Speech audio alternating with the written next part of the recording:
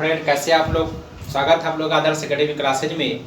और आज लेकर आए हैं हमके लिए टॉपिक गुरुत्वाकर्षण से रिलेटेड। ठीक है, गुरुत्वाकर्षण देखेंगे मेरे भाई। इससे भी परीक्षा में जो है बहुत सारा क्वेश्चन पूछता है। गुरुत्वाकर्षण हो गया, गुरुत्वाकर्षण से रिलेटेड जितने भी पॉइंट होगा वो सारे देखेंगे। ठीक है, सारे पॉइंट को अच्छे से नोट कर लीजिएगा। तो चलिए शुरू करते हैं गुरुत्वाकर्षण। देखते हैं गुरुत्वाकर्षण बल होता क्या है। ठीक है, अपने साथ एक पेन और एक नोटबुक जरूर रखिएगा पास में। सारे पॉइंट को अच्छे से समझिएगा, सारे पॉइंट को नोट कर लीजिएगा। ठीक है, बहुत इंपॉर्टेंट टॉपिक है और इससे क्वेश्चन बार बार पूछे जाते हैं और बहुत सारे लड़का इसमें कंफ्यूज भी होते हैं और गलती भी मारते हैं। तो चलिए देखिए, गुरुत्वाकर्षण बल होता क्या है मेरे भाई। Gravitational force. तो देखिए, कोई भी वस्तु को, ठीक है, ब्रह्मांड में उपस्थित दो पिंडों के बीच एक दूसरे के बीच जो आकर्षण बल लगता है या एक दूसरे अपनी ओर जो खींचते हैं, जो आकर्षण बल लगाते हैं, उसी को क्या कहते हैं मेरे भाई? उसी को कहते हैं गुरुत्वाकर्षण बल कहते हैं। जैसे मान लीजिए कि ब्रह्मांड में पिंड ए है और कोई पिंड जो है बी है। ठीक है, तो क्या होगा कि ये दोनों के बीच एक आकर्षण बल लगता है। एक इधर खींचता है और एक इधर खींचता है। दोनों के दूसरों के बीच एक आकर्षण बल लगता है, उसी को क्या कहते हैं? गुरुत्वाकर्षण बल कहा जाता है। मान लीजिए कि इसका द्रव्यमान मेरे भाई अगर m1 है और इसका द्रव्यमान अगर m2, ठीक है, जो तो गुरुत्वाकर्षण जो बल होगा F जो होगा वह G m1 इंटू m2 बटा इनके दूरी अगर r है, ठीक है, तो इनके दूरी के बढ़ के व्युत्क्रमानुपाती होता है। यह होता है F बराबर फॉर्मूला। ठीक है, गुरुत्वाकर्षण बराबर क्या होता है? F बराबर क्या होता है?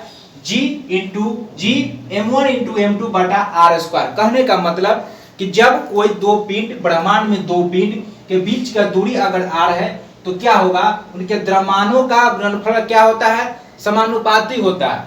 ठीक है, नोट कीजिएगा, इनके जो द्रव्यमानों के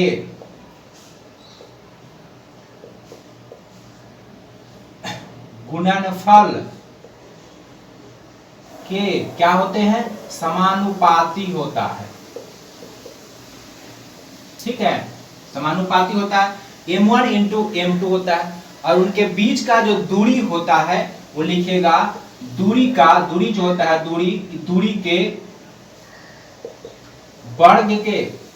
वर्ग क्या होता है?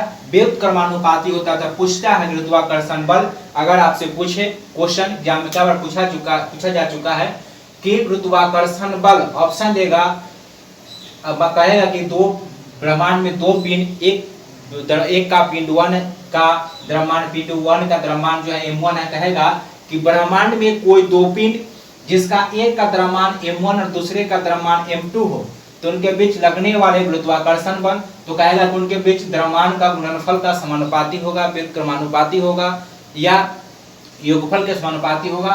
तो क्या होता है? गुणनफल के समानुपाती होती है। लेकिन इनके बीच का दूरी जो होता है, दूरी के वर्ग, दूरी के क्या है? r स्क्वायर है। दूरी के वर्ग के क्या होता है? व्युत्क्रमानुपाती होता है। तो समझिए गुरुत्वाकर्षण बल, गुरुत्वाकर्षण क्या है? तो किसी भी दो पिंड, ब्रह्मांड में उपस्थित दो पिंड के बीच एक दूसरे के बीच जो आकर्षण बल लगता है मेरे भाई, इसी को क्या कहते हैं? इसी को कहते हैं गुरुत्वाकर्षण बल। अगर कोई पिंड का द्रव्यमान m1 है और दूसरे पिंड का द्रव्यमान अगर m2 क्या है? m2 है, तो उनके बीच जो लगने गुरुत्वाकर्षण बल जो F होगा वह G m1 इंटू m2 बटा r स्क्वायर होता है। G की बात करें यहाँ पर कैपिटल G क्या है तो नोट कीजिएगा, कैपिटल G जो है यह गुरुत्वाकर्षण नियतांक है। क्या है मेरे भाई? गुरुत्वाकर्षण नियतांक है। अगर पूछे कैपिटल G का मान 6.67 × 10⁻⁻11 न्यूटन मीटर स्क्वायर पर केजी स्क्वायर होता है। कितना होता है? 6.67 × 10⁻11 न्यूटन मीटर स्क्वायर पर केजी स्क्वायर होता है कैपिटल G का मान। और क्या है? एक जो है G क्या है? गुरुत्वाकर्षणीय स्थिरांक है। क्या है? गुरुत्वाकर्षण स्थिरांक है।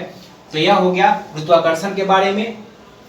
तो हमें आप अच्छे से समझ गए होंगे। सारे पॉइंट नोट कर लीजिएगा। इस पॉइंट को परीक्षा में खूब पूछेगा पहला कि दूरी के क्या होगा, समानुपाती होता है, गुणनफल के समानुपाती होता है, द्रव्यमान के, और दूरी के क्या हो जाएगा, दूरी के बल के व्युत्क्रमानुपाती होता है। ठीक है, सारे पॉइंट कर लीजिएगा, इस फॉर्मूला को ध्यान में रखिएगा। चलिए नोट कीजिए फटाफट, देखते हैं नेक्स्ट पॉइंट।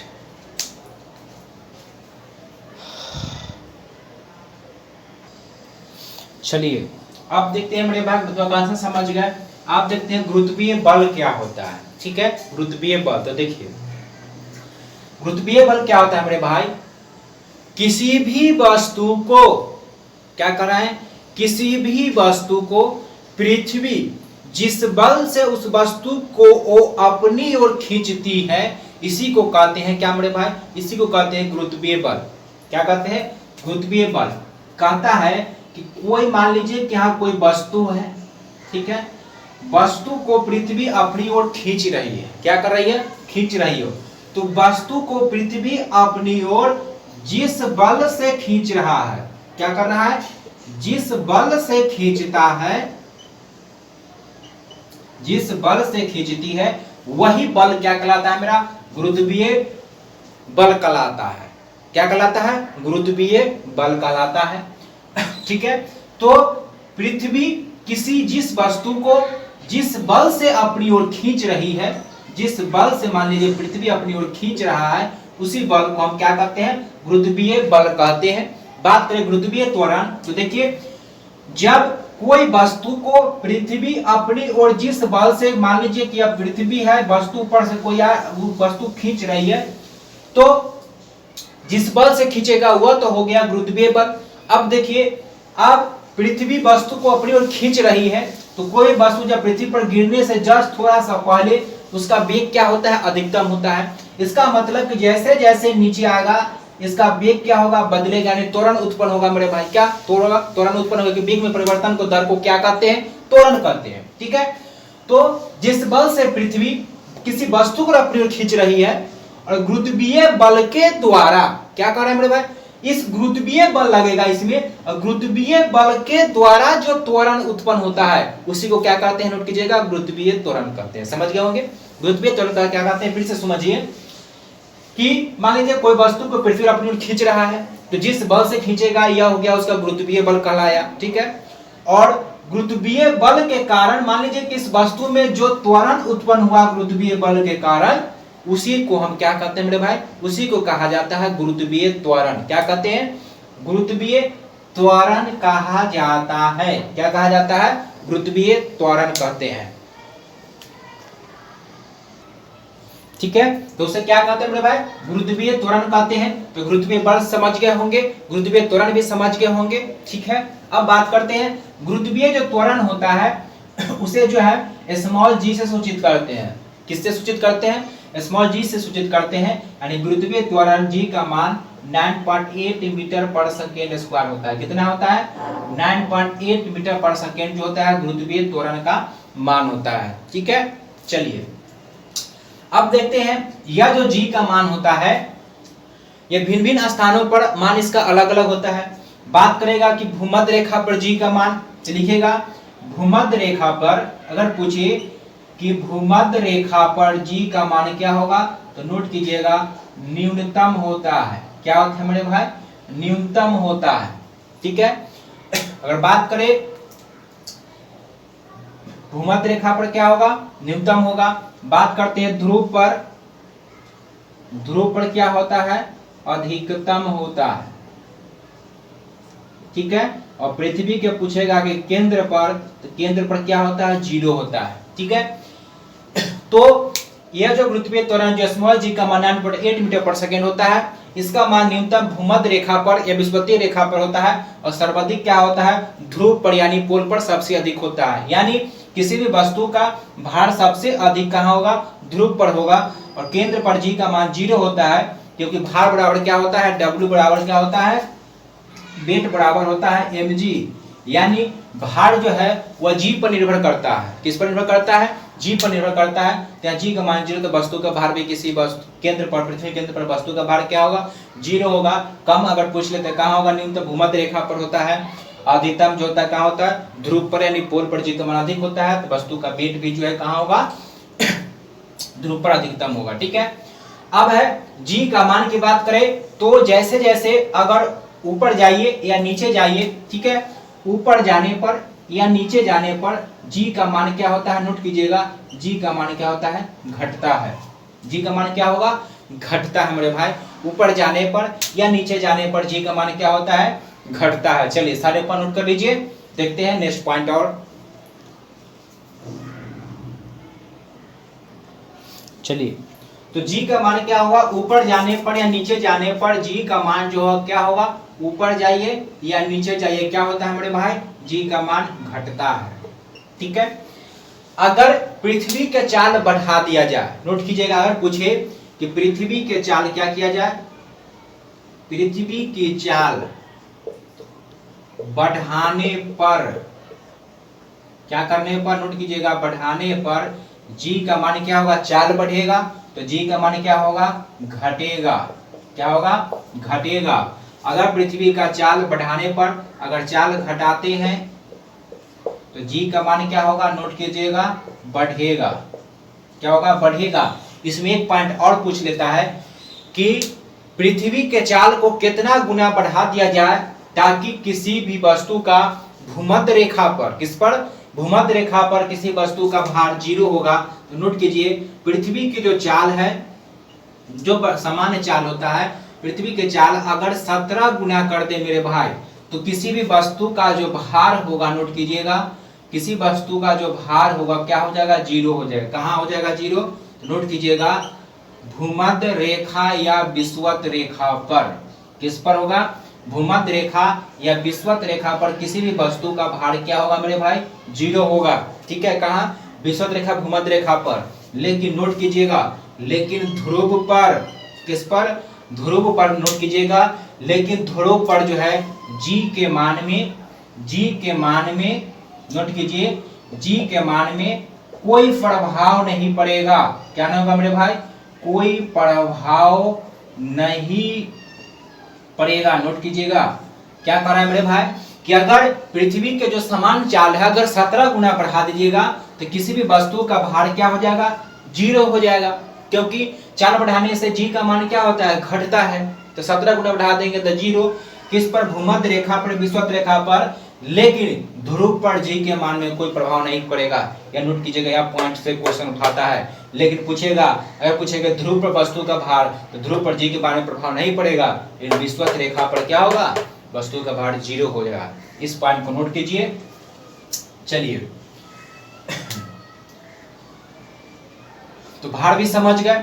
भार जो क्या होता है मेरे भाई, सभी स्थान पर बदलते हैं, क्योंकि भार क्या होता है, जिस वस्तु को, जिस किसी भी वस्तु को पृथ्वी अपने केंद्र की ओर खींचता है और केंद्र की ओर खींचने जो बल है वही क्या कहलाता है, भार कहलाता है। भार यानी वेट बराबर क्या होता है, mg होता है।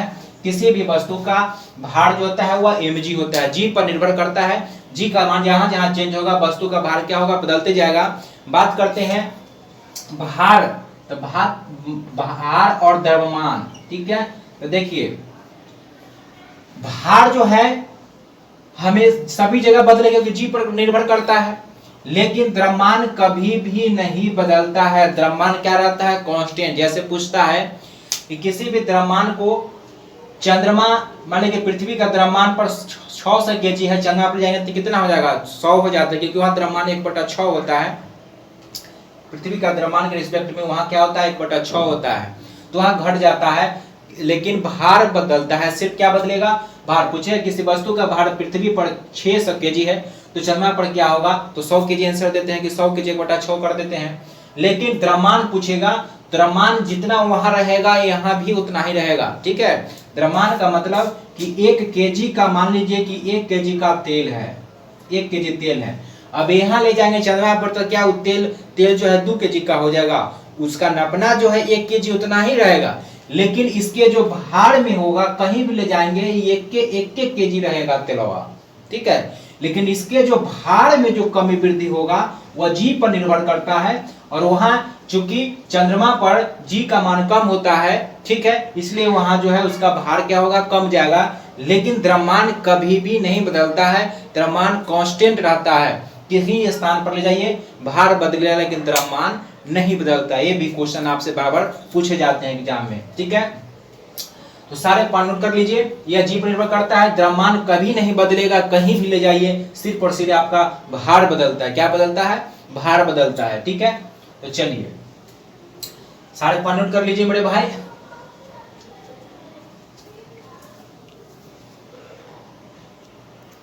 चलिए अब देखते हैं, कुछ लिफ्ट से सवाल भी पूछता है। मान लीजिए कि यह कोई लिफ्ट है, नीचे की ओर mg बल लगेगा, ऊपर की ओर r जो है कार्य करेगा। देखिए अब कहता है a मतलब समान त्वरण से नीचे जा रहा है, तो इसमें भी क्वेश्चन पूछता है, इसमें कोई व्यक्ति बैठा हुआ है, तो जब समान त्वरण से कोई भी लिफ्ट जब ऊपर की ओर जाता है, किससे? समान त्वरण से, तो यहाँ पर क्या हो जाएगा? भार क्या हो जाएगा? बढ़ेगा, यानी भार जो है बढ़ा हुआ महसूस होता है। कहाँ? समान त्वरण से ऊपर जाने पर। लेकिन यही एक समान त्वरण से नीचे आएगा तो भार कैसा महसूस होता है मेरे भाई? घटा हुआ महसूस होता है। क्या होता है? घटा हुआ महसूस होता है। ठीक है, चलिए अगर आपसे पूछे कि अगर कोई लिफ्ट मुक्त रूप से गिर रहा हो, तो मुक्त रूप से गिरने के रिस्पेक्ट में क्या होता है? मुक्त रूप से अगर गिरता है तो उस रिस्पेक्ट में क्या होता है कि वस्तु का भार जो क्या होता है? शून्य हो जाता है। मुक्त रूप से कोई स्वतंत्र रूप से गिरने पर वस्तु का क्या होता है? भार शून्य होता है। और पूछेगा कि मुक्त रूप से कोई पिंड नीचे गिर रहा है, चाहे डोरी टूट गया, डोरी टूट जाएगा लिफ्ट का, तब मुक्त रूप से नीचे गिरेगा तो उसमें बैठे व्यक्ति का भार क्या हो जाएगा? शून्य हो जाता है। क्या होता है? शून्य होता है। अगर आपसे पूछे यहाँ पर कि लिफ्ट में अगर कोई लिफ्ट अगर समान त्वरण से नीचे आ रहा है, तो अगर पूछे कि लिफ्ट का त्वरण, नोट कीजिएगा, लिफ्ट का त्वरण, ठीक है, लिफ्ट का त्वरण और पृथ्वी का गुरुत्वीय त्वरण, जिस पृथ्वी जो खींच रहा है वहां पर गुरुत्वीय बल लगेगा, गुरुत्वीय बल के कारण उसमें गुरुत्वीय त्वरण उत्पन्न होगा। तो लिफ्ट का त्वरण अगर गुरुत्वीय त्वरण से, क्या बोलना है? गुरुत्वीय त्वरण से, नोट कीजिएगा, कहता है कि यदि लिफ्ट का त्वरण गुरुत्वीय त्वरण से अगर अधिक हो गया, तो इस मान लीजिए कि ये बंदा इसमें बैठा हुआ है, तो क्या होगा? यहाँ से उठ जाएगा और यहाँ में जाएगा, बेल टकरा जाएगा, फट से क्या? तो क्या कहता है कि जब कोई लिफ्ट का त्वरण अगर गुरुत्वीय त्वरण से अधिक होगा, तो पूछता है कि फर्श जो है, व्यक्ति फर्श पर कोई बैठा हुआ चाहे खड़ा हुआ, कहाँ से टकरा जाएगा? फर्श उठ के जो है इसका ऊपर छत से जो है टकरा जाएगा। कहाँ टकरा जाएगा? छत से टकराएगा। ये सारे पर नोट कीजिएगा, परीक्षा में पूछता है बार बार। लेकिन अगर पूछिए कि लिफ्ट समान वेग से ऊपर जाए या नीचे जाए, अगर पूछिए समान वेग से कोई भी लिफ्ट ऊपर जाए नीचे जाए, तो इसका क्या होगा? तो इसके भार में, तो लिखिएगा, भार में कोई परिवर्तन नहीं होगा। क्या नहीं होगा? कोई परिवर्तन नहीं। ठीक है, अगर लिफ्ट समान वेग से नीचे या ऊपर जाए तो इसका भार में क्या होगा? कोई परिवर्तन नहीं होगा। जबकि समान त्वरण से जाने पर भार बढ़ा हुआ महसूस होगा, समान त्वरण नीचे आने पर घटा हुआ महसूस होगा। ठीक है, अगर डोरी टूट गया, मुक्त रूप से गिर रहा है, तो इस स्थिति में वस्तु का भार हीनता का महसूस करेगा और उसका जीरो हो जाएगा। लेकिन अगर लिफ्ट का गुरुत्वीय त्वरण से अधिक हो गया, तो व्यक्ति क्या होगा? फर्श से उठकर छत से जाकर टकरा जाएगा। अगर समान वेग से जाता है ऊपर या नीचे, तो भार में कोई चेंज नहीं होगा। तो यह था मेरे भाई ग्रेविटेशनल मतलब गुरुत्वाकर्षण से रिलेटेड महत्वपूर्ण पॉइंट था। इससे बड़ा परीक्षा में पूछता है। इसमें कुछ पॉइंट जो है और रह गए हैं, नेक्स्ट क्लास में उसे हम क्लियर कर देंगे। और उसके बाद इसका जो है प्रीवियस क्वेश्चन जितना ही पूछा होगा उसका भी एक दिन डिस्कशन कर देंगे। पिछले क्लास में, साइंस क्लास में देखे होंगे कि हीट यानी उष्मा से प्रीवियस क्वेश्चन डिस्कशन कराए थे, कुछ उसमें और पार्ट बचा हुआ, उसका सेकंड पार्ट वीडियो लाएंगे तो उसमें पूरा कर देंगे और इसका भी कर देंगे। सारे पॉइंट को अच्छे से नोट कीजिएगा मेरे भाई, सारे पॉइंट को माइंड में रखिएगा, आपका यहाँ से एक भी क्वेश्चन जो है नहीं छूटेगा। ठीक है, तो मिलते हैं नेक्स्ट क्लास में। धन्यवाद।